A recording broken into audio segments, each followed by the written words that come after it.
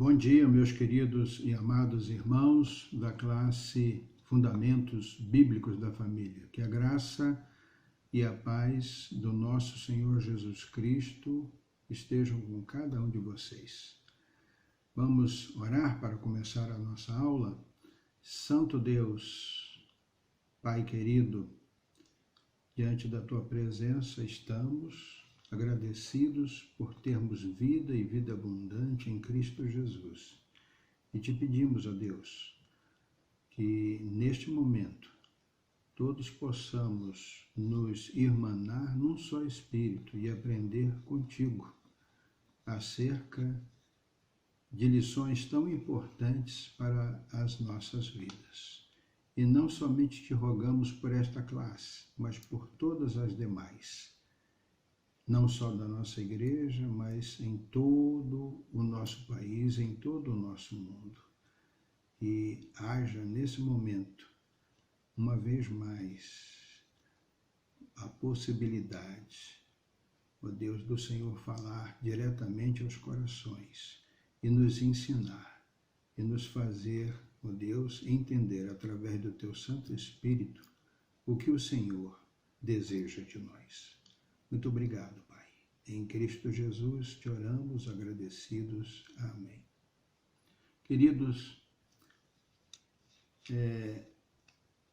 peço desculpas antecipadas porque é a primeira vez que eu me submeto a uma gravação de uma videoaula.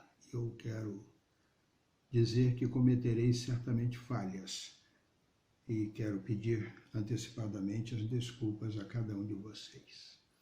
Hoje nós vamos ter a oportunidade de estarmos estudando a lição de número 7 da nossa revista, que intitula-se Inimigos da Família, Influências Internas.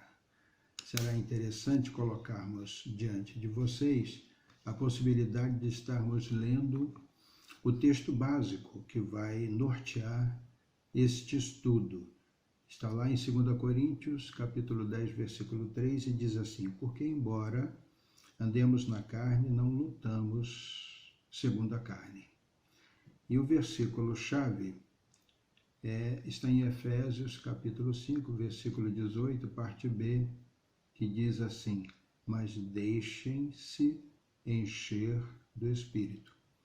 Por esses textos lidos, nós vamos ver que para enfrentarmos os inimigos da família, nós precisamos estar em todo o tempo sendo conduzidos, vivendo em Cristo. Aliás, é o tema, é o alvo da lição nesta manhã. O alvo é compreender que as dificuldades vividas em família refletem nossas lutas contra a carne e o pecado que nela habita, os quais podem ser vencidos se andarmos diariamente no Espírito. Amém? Então, as famílias, todas as famílias, são palcos de uma grande luta espiritual, onde a carne milita contra o Espírito. E nós devemos, por isso, embasados no Espírito, estarmos nos vestindo com a armadura de Deus, que está lá. Se alguns desejarem, depois podem repetir o vídeo para saber os textos, mas está lá em Efésios, capítulo 6, a partir do versículo de número 18. Todos nós cristãos, todos nós esposos, maridos, esposas, devem estar vestindo-se, paramentando-se com a armadura de Deus. Eu vou ler apenas o versículo inicial, o versículo 10, que diz assim: quanto ao mais, sejam fortalecidos no Senhor e na força do seu poder. Fortalecidos no Senhor e na força do seu poder, para estarmos levando nossos casamentos adiante e possibilitando que os nossos filhos possam ver em nós exemplo suficiente para que eles também venham a constituir famílias igualmente felizes. Amém? Muito bem, queridos. Esses inimigos da família, eles se manifestam, segundo a nossa revista, através de diferenças, né? A primeira diferença que nós vamos retratar diz respeito às diferenças entre famílias. Vejam bem, quando, segundo a ótica de Deus, uma pessoa, um homem e uma mulher, deixam, respectivamente, pai e mãe e unem-se através do matrimônio, eles tornam uma só carne. Então, isso significa que o casamento é a união de pessoas que vêm de diferentes famílias, de diferentes culturas, diferentes práticas, diferentes costumes. Então, existe diferença entre as famílias. E ao existir essas diferenças geram competições. Amém? Por quê? Porque muito frequentemente as pessoas chegam ao casamento querendo que no seu lar seja estabelecido, por exemplo, o mesmo modo com relação a determinado procedimento que era observado no seu lar de origem. Isso, com o passar do tempo, né, faz com que as pessoas fiquem visando terem poder e controle sobre o cônjuge e assim fazerem com que o lar venha a ser uma cópia daquilo que ele deseja, quando na verdade isso só vai despertar inimigos como a frustração, a ira, a soberba, e a partir do surgimento desses inimigos fica cada cônjuge muito propenso a pecar, né? O que se deve buscar nessas situações? Se deve buscar, e é um grande desafio, desistir da necessidade de se ter poder e controle junto ao seu cônjuge. E buscarem formarem, isto sim, um novo lar, né? Não necessariamente igual ao lar de origem, próprio da família, né? Próprio da família que está em construção, onde haja a superação dessas diferenças. Essas diferenças, elas são muito úteis quando vistas de determinado ângulo. Agora, quando vistas de outro ângulo, elas se tornam dificuldades bastante relevantes na vida do casal. Então, fruto de acordos, de conversa, de diálogo, essas diferenças podem vir a ser minimizadas. Principalmente, né? Principalmente, fruto da orientação de Deus, da palavra de Deus, né? Se estamos submissos, como há pouco lemos sobre o versículo-chave, se formos em todo tempo submissos ao Espírito Santo de Deus, vai haver a superação dessas dificuldades. Tá certo? Muito bem. Para isso, a gente pode trazer à tona a nossa memória a história de Ruth. Ruth e Orfa, que eram noras de Noemi, né? Todos conhecem essa história, mas é importante que nós possamos, nesse momento, estarmos repetindo aquela expressão que, depois de Orfa ter voltado para Moabe, Ruth pôde responder à sua nora, porque ela insistia que ela também voltasse para Moabe. Então, Ruth respondeu: não insista para que eu a deixe, nem me obrigue a não segui-la, porque aonde quer que você for, irei eu, e aonde quer que pousar, ali pousarei eu. O seu povo é o meu povo, e o seu Deus é o meu Deus. Todos sabem da final dessa história, né? Ruth casou-se com Boaz, e desse casamento originou-se Obed, que originou Jessé, que originou Davi, que é, né, a raiz, desta raiz maravilhosa surgiu o Salvador do mundo, Jesus Cristo. Então, interessante observar que Ruth perseverou, ela abriu mão daquilo que ela poderia, dos seus costumes, ela resolveu inteirar-se de tal forma que pôde contribuir para não só para a vinda do Salvador, né, pertencer à genealogia do Salvador, como também deixar para nós um excelente exemplo. Muito bem, mas não são só as diferenças das famílias de origem, né? Também existem as diferenças pessoais, e elas também certamente influenciam, porque cada um de nós é um ser único, é um indivíduo criado por Deus, à sua imagem e semelhança, tá certo? Já aprendemos lá na lição 1 que essa semelhança não é física, porque Deus é espírito, mas essa semelhança diz respeito aos aspectos que nos diferenciam, que nos distinguem, né, dos animais. Nós possuímos intelecto, nós possuímos personalidade, emoções, vontade, capacidade de decidir entre o certo e o errado, também possuímos a habilidade de manter comunhão com Deus. Mesmo depois da queda, esses traços permaneceram em nós, porém, evidentemente, foram afetados pelo pecado, que nos influencia e nos faz tender para a prática do mal. Por isso, é natural que muitas pessoas, inclusive os discípulos de Jesus, existisse entre eles quem desejasse ser o melhor do grupo.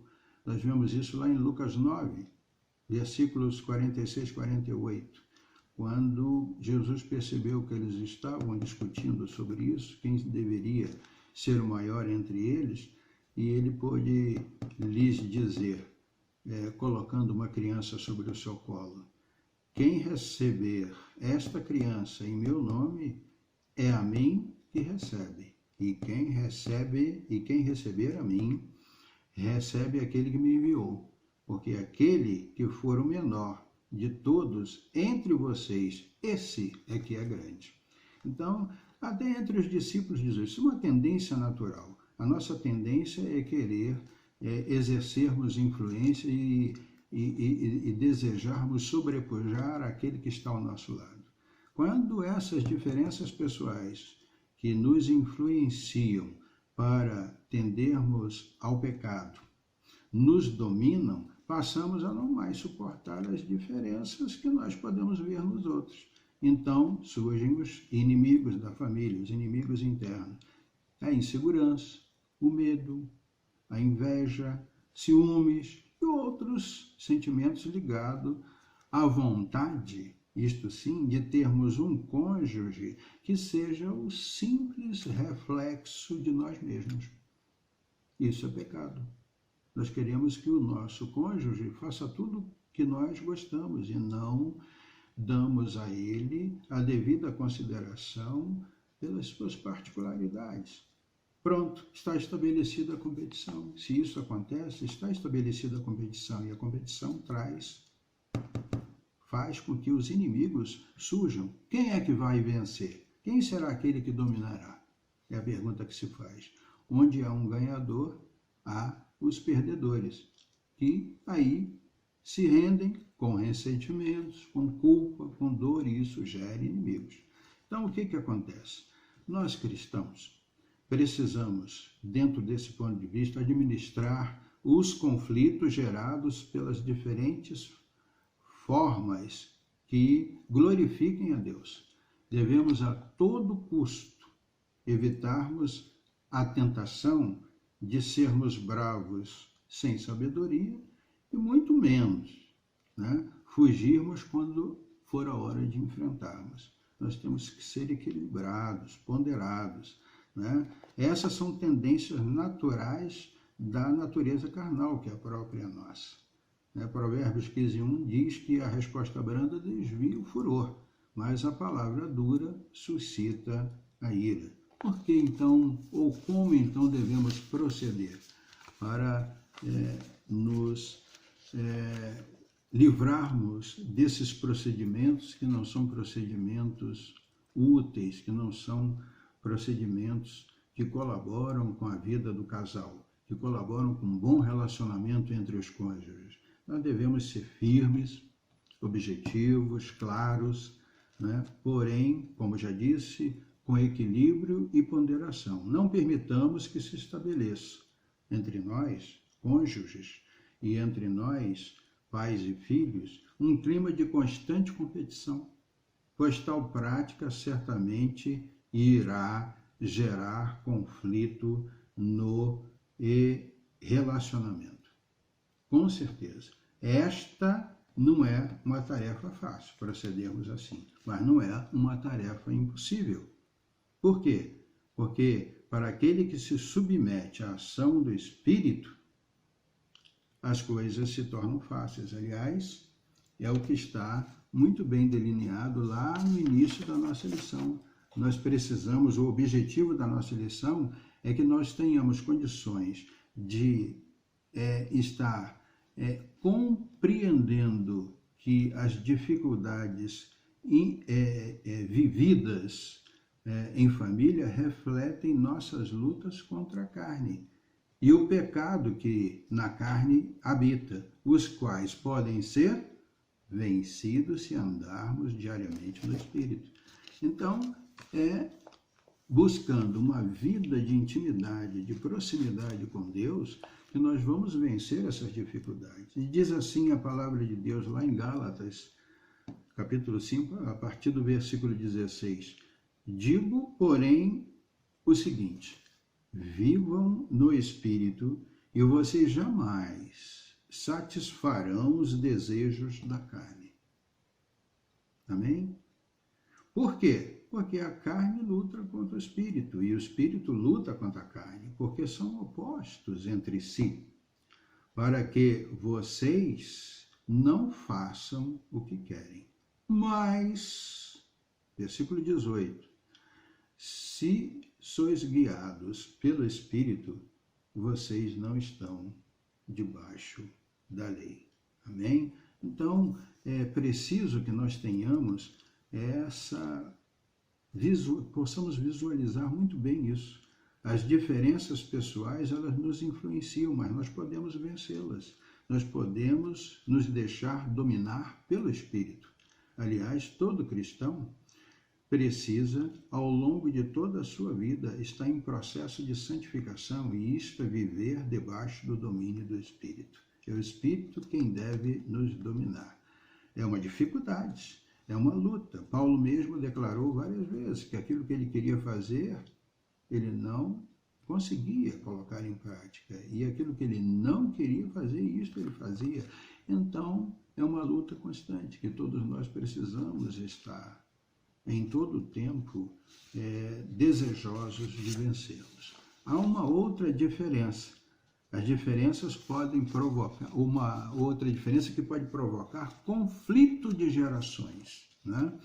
Porque num casamento existem pais que pertencem a uma geração e filhos que pertencem a uma outra geração. Então não é incomum, né, que em alguns lares os pais demonstrem uma empatia maior por determinados filhos em detrimento de outros, né? Isso é interessante de se notar, porque na relação entre pais e filhos é imprescindível o respeito por cada um dos filhos como um indivíduo espiritual, criado por Deus, de forma ímpar, de forma singular. O Salmo 139, versículos 13 e 14, nos traz assim a seguinte afirmação: pois tu formaste o meu interior, tu me tecestes no ventre de minha mãe. Graças te dou, visto que de um modo assombrosamente maravilhoso me formaste. As tuas obras são admiráveis e a minha alma o sabe muito bem. Isso é para cada um. Cada um de nós foi de um modo assombrosamente maravilhoso formado. Então, cada um de nós precisa, cada filho precisa ter o respeito. Não podemos dar preferência a um ou a outro. Cada filho deve se sentir amado e respeitado em sua forma de ser, né? Lembram-se de Esaú e de Jacó, né? Que está lá em Gênesis capítulo 25. Deem uma olhada lá depois, né? Porque percebeu-se ali que Jacó, que se tornou ciumento e invejoso e era protegido por Sara, queria o direito à primogenitura do irmão. E com o apoio da mãe, como eu já disse, conseguiu, né? E a necessidade material de Esaú, no caso ele estava muito desejoso de comer um prato de lentilhas, de sopa de lentilhas, né? Falou mais alto que a herança espiritual. E o que aconteceu? A desarmonia reinante entre os irmãos, patrocinados por Isaac e por Rebeca, resultou em conflitos e sofrimentos para todos. Todos nós sabemos da história. Conflitos entre pais e filhos podem ter sua origem quando os pais entendem que devem impor ideias e costumes de sua época sem se disporem a analisar os costumes que seus filhos trazem próprio da idade deles. Diz-nos Paulo aos crentes de Éfeso: vocês, pais, não provoquem os seus filhos a ira, mas tratem de criá-los na disciplina e na admoestação do Senhor. Portanto, queridos, necessário é distinguir o que é cultura e o que é bíblico. O que é bíblico é imutável. O que é cultura é mutável. Precisamos ajudar nossos filhos a serem santos, levando em conta a personalidade deles. É importante que os filhos possam exercer a sua diferença a fim de que não se tornem meras cópias dos pais, ok? Então, diante dessas circunstâncias, dessas diferenças que geram conflitos entre as gerações, nós precisamos entender o seguinte: isso força, isso aflora, traz à superfície inimigos no contexto familiar. A intolerância, a ira, o autoritarismo por parte dos pais e, possivelmente, por parte dos filhos, mágoa, culpa e ira, não é? Atentemos para o fato de que Deus nos criou para que formássemos uma identidade. Cada um de nós é um ser com identidade própria, com personalidade própria.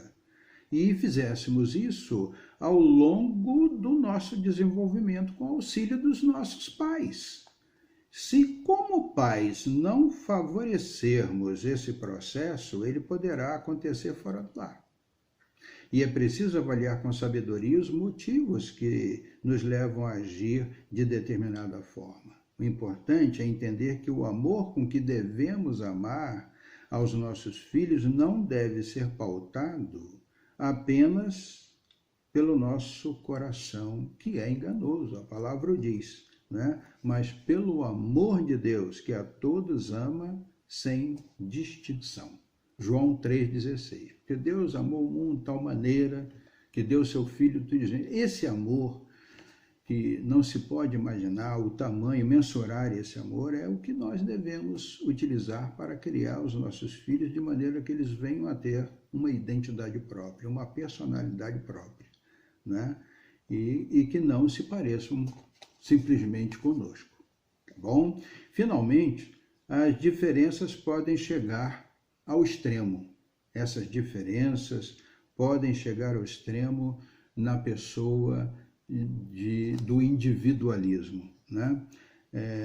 Nós, por sermos criaturas sociáveis, vivemos comunitariamente, o que nos obriga recorrentemente a fazer concessões sem abrir mão de nosso individualismo, o que é muito certo. O que se coloca para nós como um grande desafio, pois precisamos ser equilibrados. É interessante que nós façamos essas concessões sem perdermos a nossa individualidade, mas isso é uma linha tênue para se administrar, nós precisamos, em todo tempo, e somos desafiados em todo tempo, a sermos equilibrados. Nós precisamos ser um corpo bem ajustado em Cristo Jesus, né? Diz-nos Efésios 4,16, na nova tradução de linguagem de hoje. Diz assim: e ele, que faz com que o corpo todo fique bem ajustado e todas as partes fiquem ligadas entre si por meio da união de todas elas, e assim cada parte funciona bem. E o corpo todo cresce e se desenvolve por meio do amor, como já tínhamos dito. Então, nesse contexto, nos deparamos com mais um outro inimigo, é o individualismo, né? Por quê? Porque a tendência humana, a nossa carne, ela deseja fazer tudo por nós. Ela deseja fazer tudo para que concorra para o nosso próprio bem-estar, em detrimento até mesmo do outro, seja até mesmo o nosso cônjuge e até mesmo o nosso filho. É a manifestação do desejo de autonomia e independência que tentaram os primeiros seres humanos lá no Éden. Olha o que diz 2 Coríntios, olha o que Paulo manifesta, 2 Coríntios 11. Ele diz assim: tenho zelo por vocês como um zelo que vem de Deus, pois eu preparei vocês para apresentá-los como virgem para um só esposo, que é Cristo.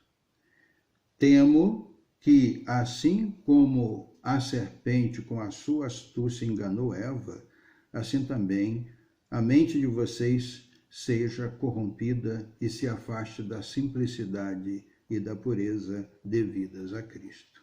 Então, nós devemos a todo custo combatermos essa coisa que chama-se individualismo, né? A palavra de Deus nos lembra que nós devemos diminuir e Cristo deve crescer em nós, tá certo? O individualismo também muitas vezes se manifesta quando os pais são tentados a proporcionarem aos filhos a felicidade, às vezes movidos pela necessidade de se autorrealizarem por meio deles. Ao invés de exercerem a autoridade em amor, buscam ser amigos em condições de igualdade com os filhos, se igualam aos filhos, querem ser amigos, esquecem-se de que precisam ser pais, mentores, instrutores, melhor ainda, né? Então, eles buscam ser amigos em condições de igualdade e, por isso, abrem mão da segurança que devem oferecer aos seus filhos. Objetivando o quê? Objetivando forjá-los para serem cidadãos dos céus, aqui na terra. Isso daí faz com que eles abdiquem, né, de algo muito importante, abdiquem da responsabilidade e da autoridade da função paterna, que implica em colocar limite para os filhos. Portanto, deixam-se conduzir pelos impulsos dos seus próprios corações, que a palavra diz que os nossos corações são enganosos, que, impelido pelo desejo de satisfazerem-se, os pais satisfazerem a si próprios, pensam erroneamente que estão favorecendo a felicidade dos filhos. Isso é tudo a atuação de um inimigo tremendo, que se chama individualismo. É muito saudável, queridos, que enquanto cônjuges e filhos, deixemos também de responsabilizar os outros pelos nossos conflitos e passemos a analisar a nossa participação neles. E mesmo se não formos nós os geradores do conflito, nós possamos analisar também a forma como lidamos com eles, com esses conflitos, na medida que o nosso coração, né, como já dissemos por 2 ou 3 vezes, é enganoso. Diz-nos lá Provérbios 4, 23. De tudo que se deve guardar, guarde bem o seu coração, porque dele procedem as fontes de vida. Amém? Então, queridos, recapitulando, a lição de hoje falou-nos sobre os inimigos da família. Falou-nos sobre as diferenças entre famílias de origem, que chamam à tona inimigos, que agem no seio da nossa família. Chamou-nos a atenção para as diferenças pessoais e as suas influências. Chamou-nos também a atenção para as diferenças que podem provocar conflitos entre gerações e, por fim, falou-nos sobre uma diferença que chega ao seu extremo, que é o individualismo. Conclusão de tudo isso, perdoe-me pela pressa, porque senão fica pesado o vídeo, não é? A conclusão que se pode ter, ou se fazer, melhor dizendo, é esta: as pessoas, né, precisam pensar nas suas relações familiares. As relações familiares são extremamente importantes. Temos de considerar muitos aspectos que influenciam na tomada de decisões, nas expectativas que um tem em relação ao outro, nas necessidades e no modo de ser de cada um. E onde há diferenças, sem dúvida, há conflitos. Guardem isso. Onde há diferenças, há conflitos. É uma tendência natural. Mas todos nós necessitamos de relacionamentos familiares seguros e estáveis, o que não significa ausência de conflitos, mas significa, então, a capacidade de encontrar caminhos para a solução dos problemas. E, uma vez mais, nós queremos enfatizar: precisamos, enquanto filhos de Deus, enquanto servos de Deus, nós precisamos estar caminhando diante dessa luta, né? Andando diariamente no Espírito. Lembre-se do versículo-chave: enchei-vos do Espírito. Lembre-se que ao longo desta lição nós falamos: vistam-se da armadura de Deus, para que nós possamos travar essa batalha no seio da nossa própria família, porque no seio das famílias queridas nossas existem inimigos que buscam fazer com que nós nos desviemos do propósito de Deus. Que o Senhor a todos abençoe. Oremos. Senhor nosso Deus, nós te agradecemos e te pedimos que essa palavra seja completada em cada coração pelo teu Santo Espírito, e que não somente fiquemos na audição dessa aula, mas passemos para uma reflexão profunda, pois que isto significa termos um bom resultado no relacionamento com os nossos cônjuges e na criação dos nossos filhos. Ó Deus, capacita-nos para tal. É a oração que nós te fazemos em Cristo Jesus. Amém.